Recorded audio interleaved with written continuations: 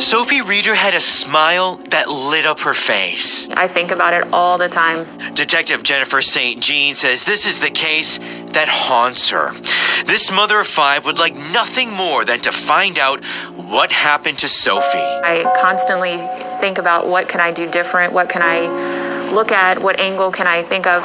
Sophie disappeared more than 3 years ago on May 20th, 2017, while she was out for a late night walk. Her parents are divorced, and at the time she was living with her father. We know that she did on a regular basis go for walks, so that wasn't necessarily unusual. The unusual part came when she just didn't come back home. Court records obtained by 7 Investigate show Sophie left her father's house with a candle burning in her bedroom and $300 cash in a bag near her bed. All signs she did not run away. She walked down the street, kind of meandered in the area for a while. Then we have her going eastbound on Davie Boulevard. Fort Lauderdale police use cell tower records and Google account locations to make this map of Sophie's route. Security camera video shows Sophie walking through the neighborhoods. She's by herself.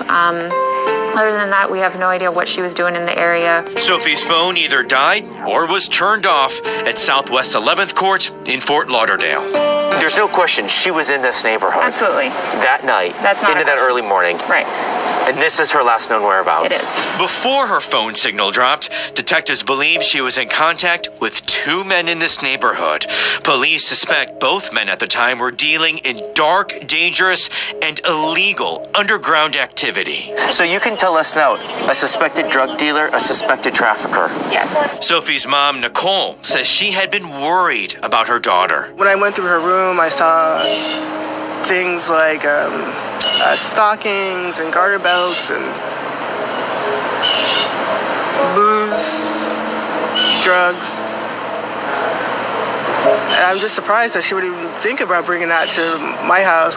She picked the wrong crowd to hang out with, and I totally believe social media and being on the computer and talking to the wrong people led to her disappearance. Police say Sophie would go on websites to find so-called sugar daddies, men who want relationships with young women. And young women looking for older men can sometimes be forced into sex trafficking. It's very prevalent in South Florida, and unfortunately, it's so easy to get entangled into it and not even know necessarily right away that you're involved in it until you're so deep into it that you don't know how to get out. If Sophie is still alive, she's 18 years old now. This poster shows what she might look like. But what it doesn't show is the type of life Sophie might be living. As a mom, I have conflicted feelings that even if maybe it would be better for her to be dead than have the life that she's having now. What does she have to do to survive? And I just can imagine what kind of hell. I think she's probably strung out on drugs and having a prostitute. That fear is the reason Detective St. Jean will not give up the search. The grim reality is she could be in a very dark situation right now, which is why we're hoping for any tips or any leads that can get us information so that we can locate her safely. She will not close the case until she gets an answer to the question, what happened